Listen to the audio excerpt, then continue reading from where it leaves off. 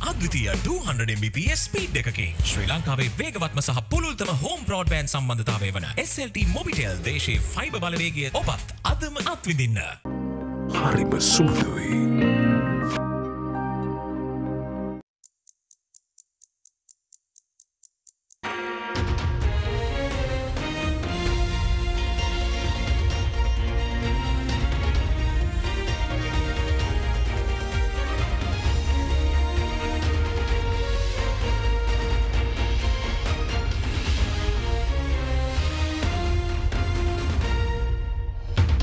Tonight on First at 9, this Wednesday, the 20th of July 2023. President in India.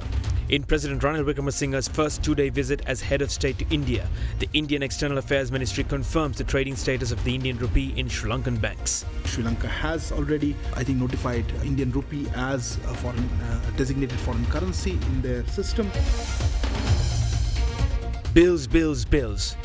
Parliament approves the third reading of the central bank bill without a vote. Refuel quota. Kanchana Wijayasekara confirms an enhanced fuel quota from next month following evaluation.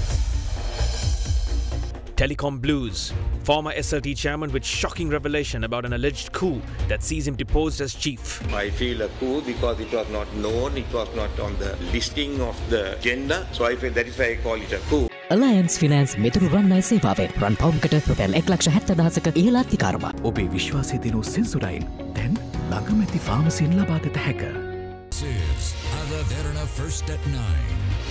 Live from Studio 24 in Colombo. Good evening and welcome to AdaDerana's English News First at 9. I'm Jonathan Benedict. Let's take a look at our top story for the day. The chairman of Sri Lanka Telecom, Rohan Fernando, reported he has been displaced from his position at a board meeting held today without any prior notice. At a press briefing, the ousted chief said that he suspects the actions of the director board to be a coup against him, as no prior notice was given to him from the secretary to the Ministry of Finance, which actually has the authority to appoint a chairman. Issuing a statement, Sri Lanka Telecom said Reyaz Mihular has been appointed as the new chairman, and Fernando will continue to remain as an independent non-executive director of the board. In Budget 2023, the Sri Lankan government announced its plans to sell several state-owned entities, including Sri Lanka Telecom, in a bid to strengthen the country's foreign reserves. However, this proposal was heavily objected by several factions, including trade unions. Further, the Sectoral Oversight Committee on National Security also recommended that the government should not privatize Sri Lanka Telecom, stating it could pose a threat to national security. Subsequently, Rohan Fernando, who served as chairman of Sri Lanka Telecom, revealed today that he has been removed from his post by the board of directors. Normally the board appointments of Sri Lanka Telecom, which is registered in the Colombo Stock Exchange, is made by the Secretary to the Treasury, who holds the majority of the minority share in SLT PLC, which is 49.4%. Whenever the change is required, the Treasury Secretary requests directors of that particular segment to step down and recommend new directors for election, and also the preferred person to chair the board. Today what happened was there was boardroom, I feel a coup because it was not known, it was not on the listing of the agenda. So I feel that is why I call it a coup. But yesterday I attended meeting, there was no such thing. So I feel there was a mighty hurry early morning. As I opened the meeting, welcomed them, give the meeting before the agenda, they want the chairman change. So it is possible. Still I am not sure whether it's very correct or not, for which I would seek legal advice, because I haven't got a letter from the appointing agent, which is the Treasury Secretary. So therefore, I want it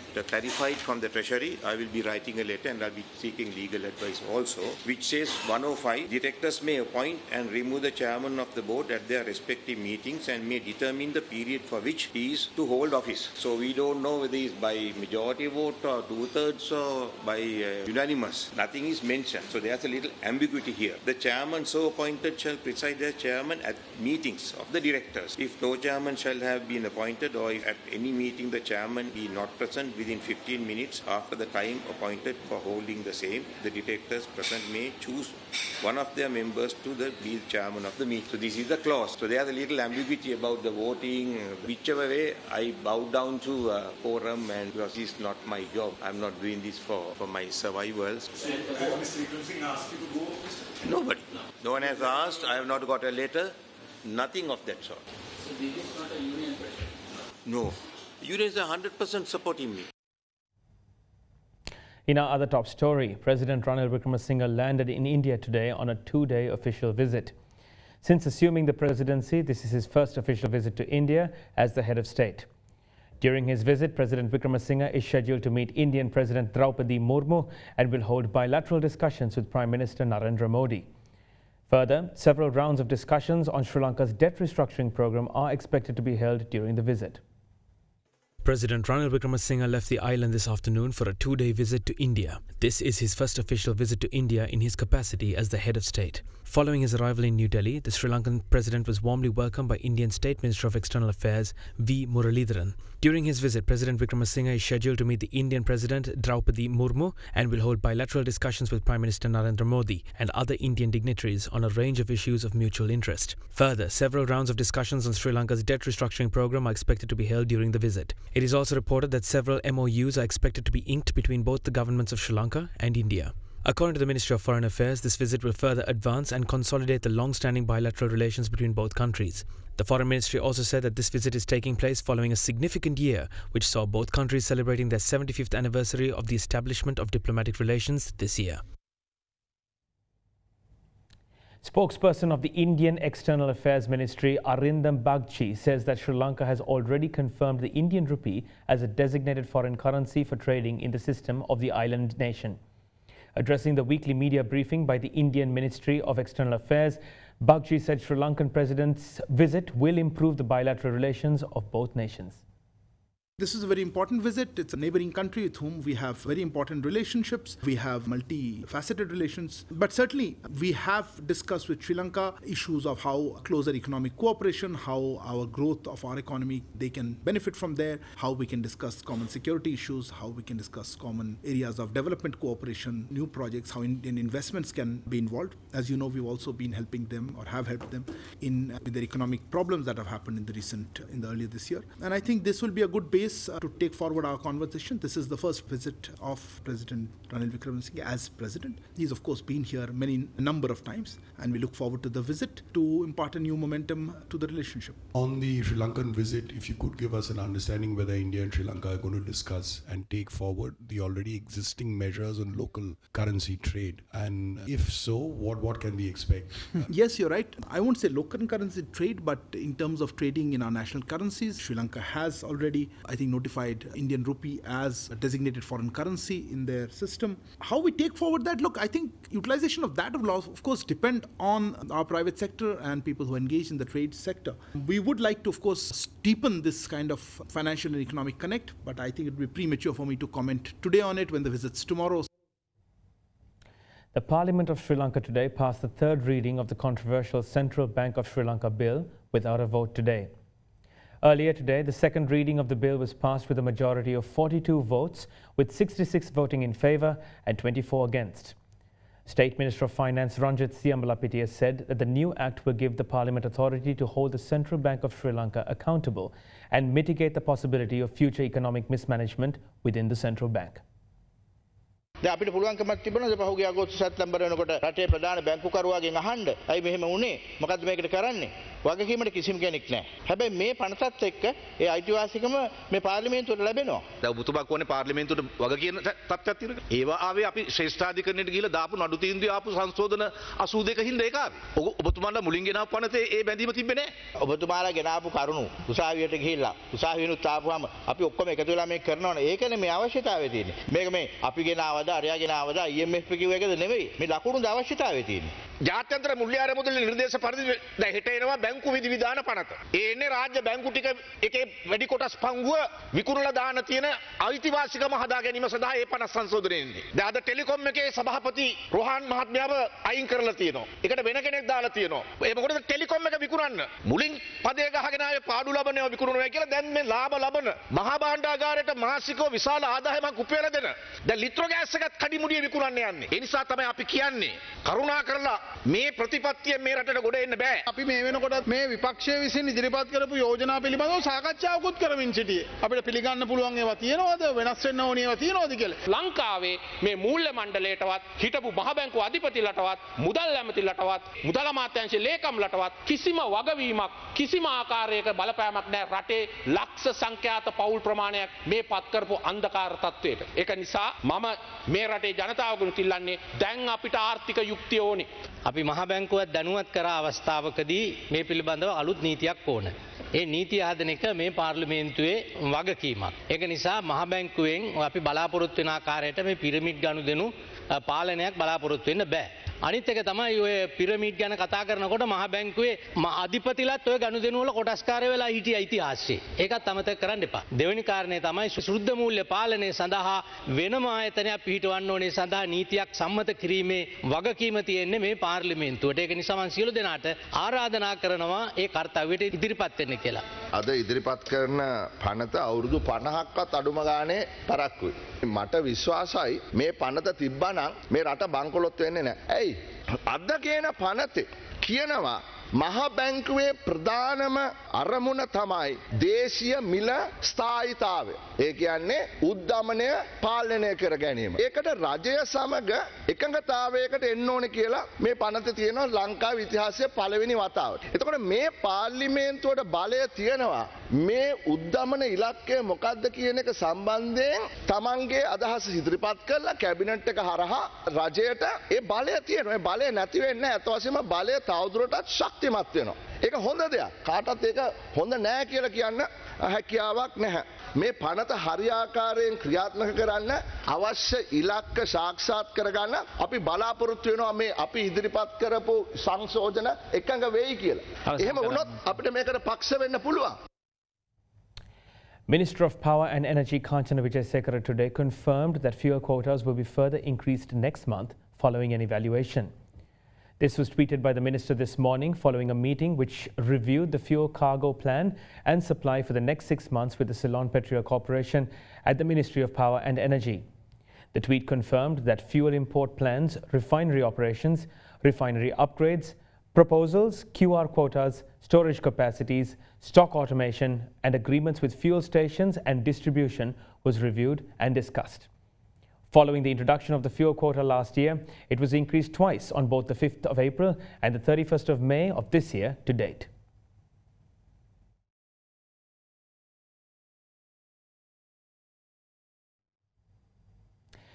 The President's Media Division said that Sri Lanka's 9-member delegation led by the Attorney General received assurances from the ship owners' interests insurers that the assessment of the claims by Sri Lanka would be conducted promptly and efficiently.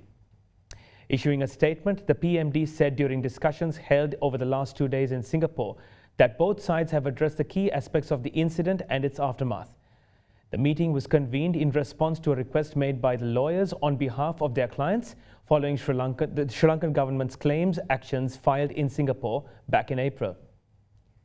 The President's Media Division said that the Attorney General representing the Sri Lankan government emphasized the urgency of concluding the ongoing wreck decommission and debris recovery works within Sri Lankan waters. In response to this plea, the insurers of the ship owners responded positively, indicating their cooperation in addressing this issue. The President's Media Division clarified that these discussions would have no bearing on the ongoing legal proceedings initiated in Singapore by the Sri Lankan government, which are already underway.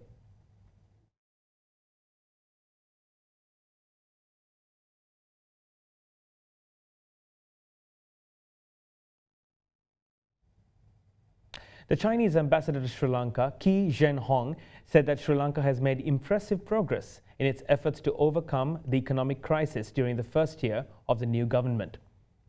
This was mentioned by a special visiting Chinese envoy during a meeting with Prime Minister Dinesh Gunawardena at Temple Trees.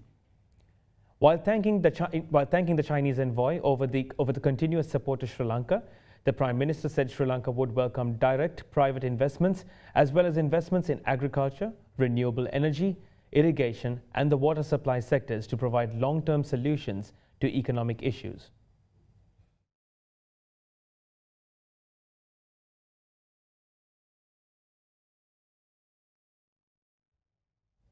More import restrictions to be relaxed in the coming days. This and more news after a short commercial break.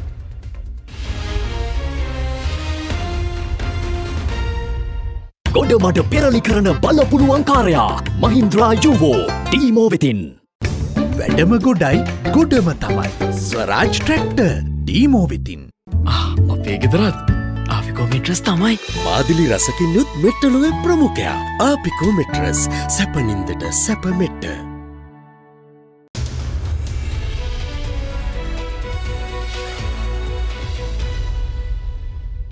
Welcome back. State Minister of Investment Promotions Dilum Amunugama says that the government aims to attract $1.5 billion worth of foreign investments this year.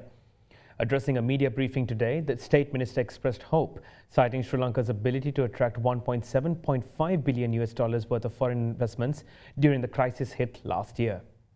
ඍජු විදේශ ආයෝජන සඳහා dollar billion 1ක් තමයි target එක තිබිලා තිබුණේ පහුගිය වසර සඳහා. නමුත් ඒ සියලුම ප්‍රශ්න සහ ගැටලු මැද්දේ ඩොලර් බිලියන 1.75ක් ඉලක්කයකට යන්න කියාව ලැබිලා තියෙනවා. ඇත්ත වශයෙන් ගිවිසුම් ගත වෙලා වැඩ කටයුතු ආරම්භ කරපු ව්‍යාපෘති. අතේ තියෙන එන්ගේජ් නොවෙච්ච ව්‍යාපෘති ගත්තොත් වටිනාකම වැඩි වෙන්න පුළුවන්. නමුත් 22 ඒවා ගැන කතා කරලා වැඩක් වෙන්නේ නැහැ. මොකද මේ වර්ෂය අවසාන වෙලා තියෙන නිසා. මේ වසරෙත් අපි බිලියන 1.5ක තමයි ටාගට් එක අපි තියෙන්නේ. පළවෙනි කාර්තුව වෙනකොට සක්‍රිය වෙච්ච ව්‍යාපෘති වල ආයෝජන වටිනාකම ඩොලර් මිලියන 211ක ආයෝජන මේ වෙනකොට ඉවිසුම්ගත වීම අවසන් කරලා ක්‍රියාත්මක තත්ත්වයේ පවතිනවා. State Minister of Finance Ranjit Siambalapitiya says that import restrictions on 328 more items will be eased with effect from midnight tonight. The Finance State Minister stated that the Gazette notification announcing the import restriction relaxation would be published tonight. The announcement comes a month after the government relaxed import restrictions on 240 other items, including electronic equipment, sanitary ware and food items, with effect from the 10th of June.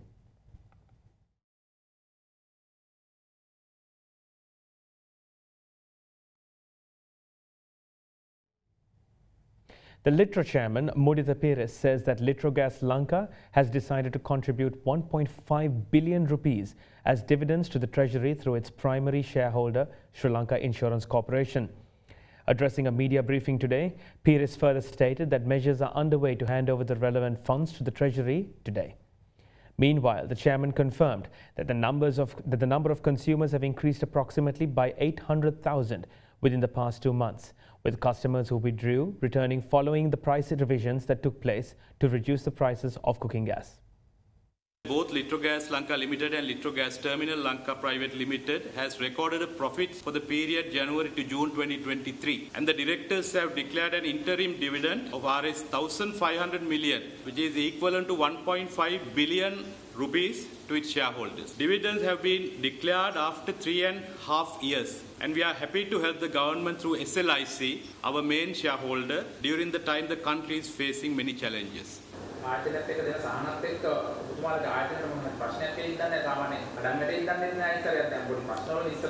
ආයතනයේ ශක්තිමත් කරන දේත් අපි නිරන්තර අවධානයකින් පසුවේ. ආයතනයට අවශ්‍ය සාධාරණ සුළු ලාභයක් හැම සිලින්ඩරයකින්ම ලැබෙන විදියට අපි වග බලා ගන්න. අපි එක සිලින්ඩරයකින් ගාන වැඩි කරලා විශාල ලාභයක් විදියට ආයතනය තුලට ගන්න කොයිලාකවත් උත්සාහ කරන්නේ නැහැ. ඒ වෙනුවට මගේ ක්‍රමවේදය උනේ පුළුවන් තරම් අඩු කරලා අපෙන් ඈත් වෙලා හිටපු පාරිභෝගික ජනතාව නැවත වතාවක් ගෑස් භාවිතා කරන තැනට ගේම. මේ මාසේ ලක්ෂ 7ක් හෝ 8කට වැඩි මාස දෙකකට ඉස්සලා ගෑස් පාරිභෝජනය නොකරපු ඈත් වෙලා හිටපු ජනතාව ගෑස් සිලින්ඩරේ නැවත වතාවක් තමන්ගේ මුළුතැන්ගෙට කරලා තමන්ගේ ඉවුම් පියුම් කටයුතු පහසුවෙන් කරගන්නවා කියන එක අපි තම සතුටින් කියන්න කැමතියි.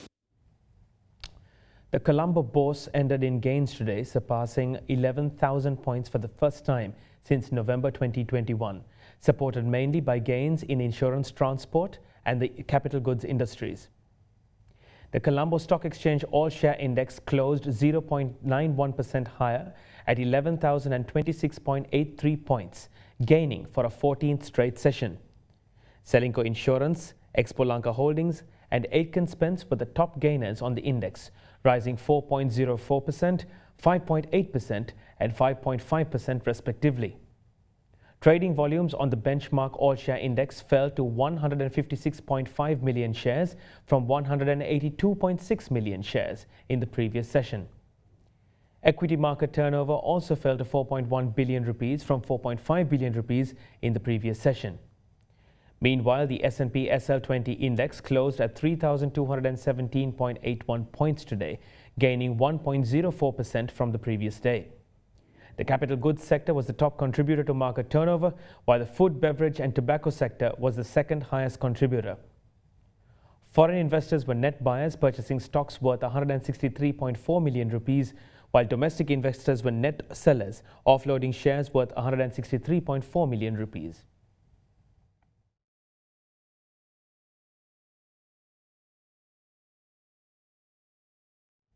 Now let's have a look at how the rupee traded against other major currencies during the day.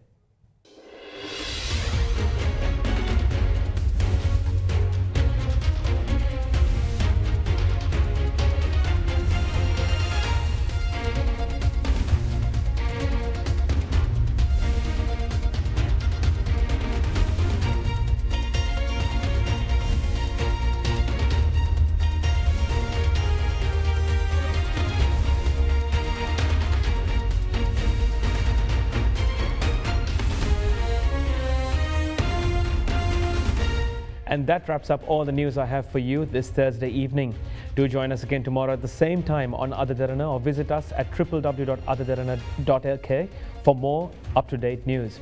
For now, I'm Jonathan Benedict, wishing you a very good night and a blessed Friday ahead. For news and information you can trust 24 hours a day, visit AdaDerana.lk.